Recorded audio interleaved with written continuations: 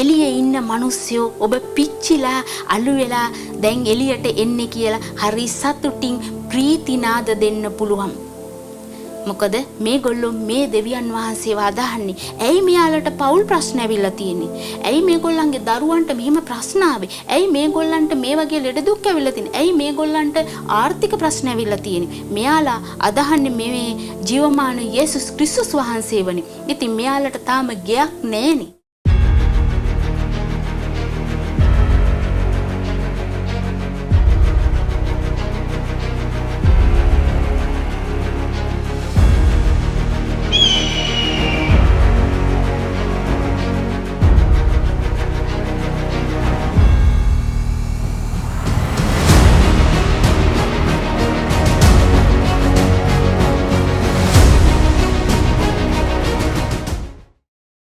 දෙවියන් වහන්සේට ප්‍රශංසා වේවා. ජීවමාන සර්වබලධාරී දෙවියන් වහන්සේගේ උත්තරීතර උතුම් නාමයෙන් ඔබව ආදරයෙන් ගෞරවයෙන් මේ අලුත් මාසයේ අලුත් දවසේ ඔබව පිළිගන්නවා. ඉතින් දේව වචනයක් අද දවසෙත් මම ගෙනාවා. අපි ඉගෙන ගන්න යනවා දේව වචනයක්. ඉතින් අපි ගොඩාක් සමහර විට අපි බොහෝ වර කියවලා තියෙන්න පුළුවන්, බොහෝ වර අපි අසා තියෙන්න පුළුවන්. නමුත් අපට කාලයෙන් කාලයට දෙවියන් වහන්සේ අපට කතා කරන ක්‍රමයන් තියෙනවා. අපේ ජීවිතේ අපි ගමන් කරන ආකාරය අනුව උන්වහන්සේගේ වචනේ අපේ ජීවිතේට ඒක ශක්තියක් පන්නරයක් බවට පත් වෙනවා. ඉතින් මෙතන මම අද කතා කරන්න යන දේව වචනේ ඔබ බොහෝ වරක් කියවලා තියෙන්නට පුළුවන්. ඔබ අසා තියෙන්නට පුළුවන්. නමුත් ඔබට අද දෙවියන් වහන්සේ ඒක ඔබේ ජීවිතේ වෙනත් ආකාරයට අද කතා කරන්නට පුළුවන්. ආමේන්. ඉතින් අපි බලමු පියාණන් වහන්සේ අද දවසේ අපට කතා කරන්නේ කුමකින්ද කුමක්ද කියලා. මම තෝරගත්තේ දානියෙල් පොතෙන් තමයි. දානියෙල් පොතේ 3 වෙනි පරිච්ඡේදයේ 17 වෙනි පදය. මේ ස්ථානයේ මේ සද්‍රක් මේසක් අබෙද්නෙගෝගේ කතාව අපි දන්නවා. දානියෙල් පොතේ ගිනි උදුනකට මේ යුදවරු තිදෙනා දානවා. ඉතින් ඒ ස්ථානයේ ඔවුන් ප්‍රකාශ කරපු ප්‍රකාශනයක් ගැන තමයි මම අද මේකේ තියෙන ඇතුළාන්තර ගැඹුර රහස එළිදරව් ඔබට පෙන්වා දෙන්නට යන්නේ. ඉතින් මේ ස්ථානයේ කියනවා, රජ්ජුරුවනි, අපි සේවය කරන අපේ දෙවියන් වහන්සේ මේ ගිනි උදුනෙන් අපිව බේරා ගන්නවා. එහෙම නොවුනත් අපි මේ රන් පිළිමයට නමස්කාරය කරන්නේ නැහැ කියලා මේ ස්ථානයේ ඊ타මත් නිර්භීතකමින් ඊ타මත් ආත්ම ශක්තියෙන් ආත්ම අභිමානයෙන් යුතුව මේ යුදෙව්වරු තිදෙනා ප්‍රකාශ කරනවා. ඉතින් අපි දන්නවා එවකට සිටිය නෙබුකද්නේසර් රජතුමා රියන් 60ක් උස පිළිමයක් හදලා ඒ රන් පිළිමයට නමස්කාරය කරන්න කියලා කියනවා. නමුත් මේ යුදෙව්වරු තිදෙනා එකට නමස්කාරය කරන්නේ නැහැ. මෙතන තමයි ගැටුම ඇති වුණේ. ඒ ගැටුම ඇති වුණාට පස්සේ මේ රජතුමා අපි දන්නවා අණ කරනවා අර ගිනි උදුනට මේගොල්ලෝ දාලා පිලිස්සෙන්න දෙන්න කියලා. එහෙමත් නැතිනම් පුච්චලා මරලා දාන්න කියලා. ඉතින් ඒ අපි දන්නවා එතුමා රජතුමා කියනවා මේක 7 වරක් 7 ගුණයකින් තියෙන ප්‍රමාණයට වඩා 7 ගුණයකින් මේක රත් කරන්න කියනවා. ඉතින් අපි දන්නවා මෙතනදී මේ සද්‍රක් මේසක් අබෙද්නෙගෝව ඒගොල්ලන්ගේ සලුව ඒගොල්ලන්ගේ ඇඳුම් හොඳට හිර වෙන්න ගැට ගහලා පය බැඳලා දැන් මේ ගිනි උදුනට විසි කරලා දානවා. ඉතින් මේ කතාව තුල ඔබ දන්නවා කුමක්ද සිදුවන්නේ කියලා. ඉතින් මේගොල්ලෝ එළියට එද්දි මේගොල්ලන්ගේ ඇඳුමක්වත් පිලිසිලා නැහැ. මේගොල්ලන්ව ගිනි උදුන ඇතුළට දාන්න ගිය අයත් පිච්චිලා මැරෙනවා. ඉතින් මේ ස්ථානයේදී 3 දෙනෙක් වෙනුවට 4 දෙනෙක් මේ ගිනි උදුනේ ගමන් කරනවා. මේ රජතුමා දකිනවා.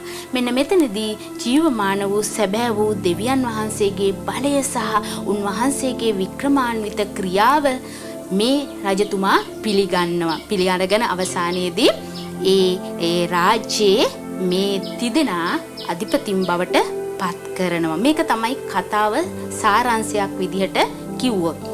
දැන් මේ කතාව තුලින් දෙවියන් වහන්සේ අද දවසේ ඔබටයි මටයි කතා කරන්නේ කුමක්ද? මොහොතක් හිතන්න.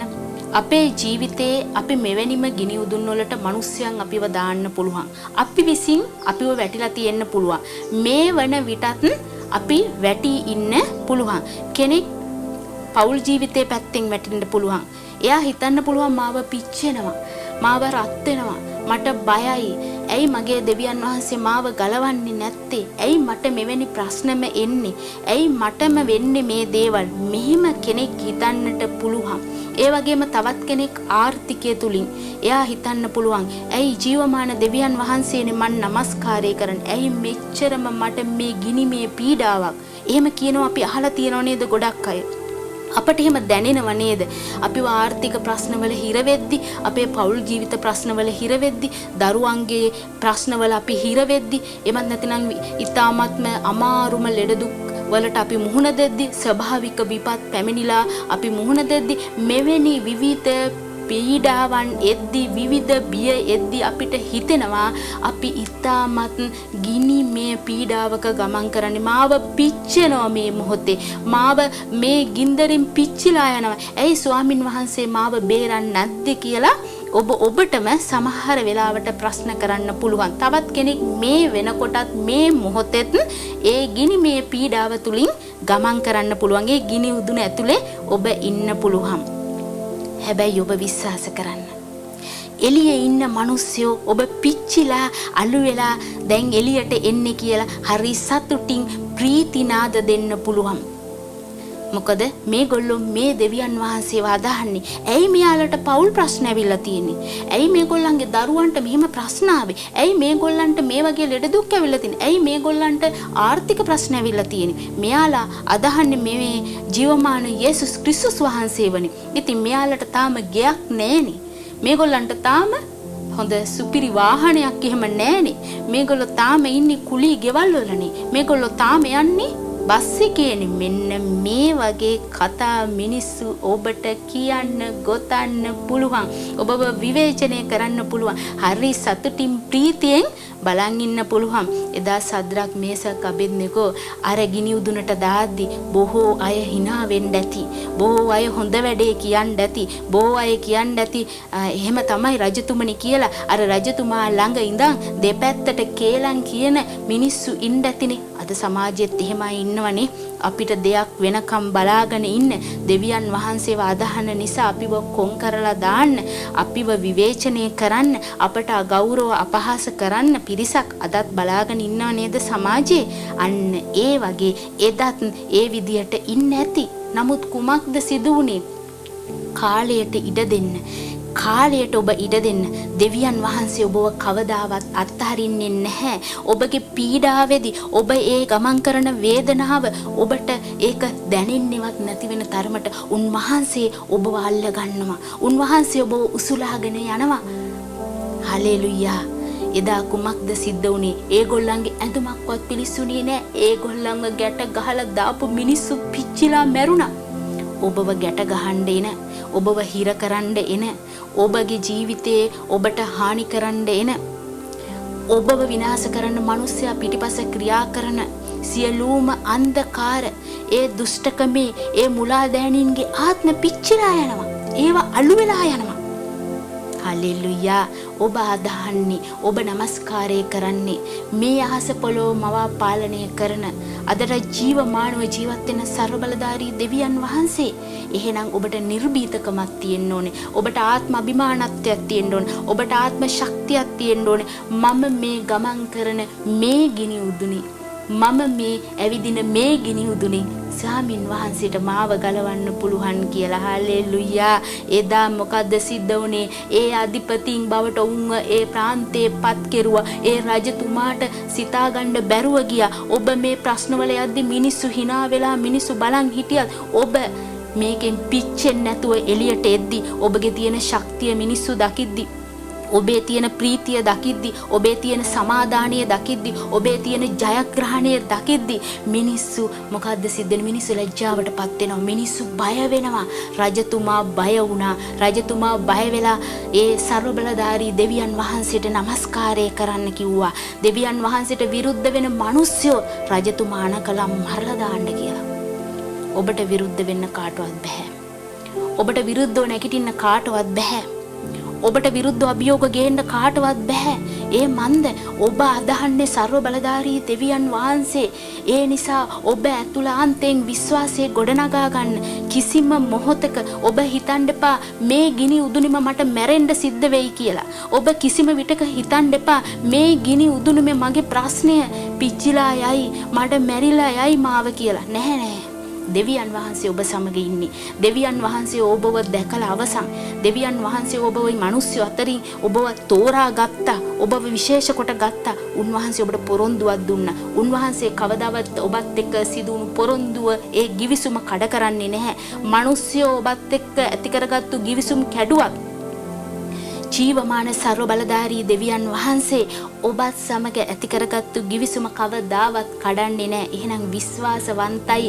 උන්වහන්සේ ඔබට දුන්නු පොරොන්දු විශ්වාසවන්තයි. ඔබ සමග සිටින දෙවියන් වහන්සේ, ඔබට ජය දෙන දෙවියන් වහන්සේ, ඔබට සුවය දෙන දෙවියන් වහන්සේ, ඔබට සපයන දෙවියන් වහන්සේ, ඔබව ආරක්ෂා කරන දෙවියන් වහන්සේ, උන්වහන්සේ ඔබ සමගම සිටින, ඔබ අත් නොහැරෙන දෙවියන් වහන්සේ, එදත් අදත් කවදත් වෙනස් නොවන දෙවියන් වහන්සේ. හාලෙලුයා. එසේනම් උන්වහන්සේ ඔබව අතහරීද? මේ එන පීඩාව, මේ එන දුක, වේදනාව, කම්කටොළු, මේ ප්‍රශ්නය මාද්දේ ඔබට ජය ගන්න උන්වහන්සේ බලවන්තයි. අද ශුද්ධාත්මයන් වහන්සේ ඔබ සමග සිටිනවා. ආමේන්. ආමේන්. හාලෙලුයා. එහෙනම් සද්රක්, මේසක්, අබෙද්නෙගෝ ඒ ගිනි උදුන තුල ඒ විදිහටම ඒගොල්ලෝ එළියට ආවා වගේ ඔබට මේ ප්‍රශ්نين එළියට එන්න උන්වහන්සේගේ බලයේ ශක්තිය මුදා හරිනවා. ආමේන්. ඒ නිසා කවදාවත් සෙලවෙන්න එපා. ආපසු හැරෙන්න එපා. කවදාවත් ඒ ගැන හිතලා මෙනෙහි කරමින් වේදනාව විඳින්න එපා. ඒක ඉඩ දෙන්න එපා. ඔබ ප්‍රීතියෙන් යුතුව ඒක දරා ගන්න. ඔබගේ ඒ ප්‍රීතිය අතුරුදහන් වෙන්න දෙන්න එපා. මේ ගිනි උදුන ඔබ ඇතුලේ සිටියත් ඔබ ප්‍රීතියෙන් ඉන්න. මාත් එක්ක පියාණන් වහන්සේ ඉන්නවා. මාව පිච්චෙන්න දෙන්නේ නැහැ කියලා. හලෙලුයා. මම විශ්වාස කරනවා මේ අලුත් මාසයේ මේ අලුත් ආරම්භයත් එක්ක දෙවියන් වහන්සේ ඔබ ශක්තිමත් කළා කියලා. ඒ නිසා කවදාවත් පොරොන්දුව දුන්න තැනන් වහන්සේ විශ්වාසවන්තයි. ඔබ ළඟින් ඉන්න මිනිස්සයා ඔබව අතහැරියත්, ඔබ ළඟම ඉන්න කෙනා ඔබව දාලා ගියත්, ඔබට මොන වෙනස්කමක් කළත් දෙවියන් වහන්සේ ඔබව අත්හරින්නේ නැහැ. එසේනම් මේ ප්‍රශ්නය තුල දෙවියන් වහන්සේ ඔබ සමග ඉන්නවා. ඔබට දැන් ඔබ ගමන් කරන කුමන පීඩාව තුල වුණත් උන්වහන්සේ ඔබ සමගම ඉන්නවා. හාලෙලුයා. ඒ පමණක් නොව ඔබ ඉන්න ස්ථානය ඉහළට ගමන් කරන්න යනවා. ඔබේ තත්ත්වය වෙනස් වෙන්න යනවා. ඔබේ තලය වෙනස් වෙන්න යනවා. ඒ මන්ද ඔබ දෙවියන් වහන්සේව විශ්වාස කරාම අවසාන මොහොත දක්වා ඔබ දෙවියන් වහන්සේ අල්ලා ගත්තා. ඒ ගිනි උදුන තුල ඔබ අවසන් මොහොත දක්වා, අවසන් තත්පරය දක්වා ඔබේ විශ්වාසය ඔබ බිඳහෙල්ලේ නැහැ. ඔබේ ඇදහිල්ල ඔබ බිඳහෙළුවේ නැහැ. ඔබ ස්වාමින් වහන්සේ උපමනක් විශ්වාස කරපු නිසා. ආමේන්. එසේනම් ඔබට ජයග්‍රහණයෙන් ඔබ ජයග්‍රාහකයෙක් බවට පත් වෙනවා. ඔබට ආශිර්වාදාත්මක දවසක් වේවා. God bless you.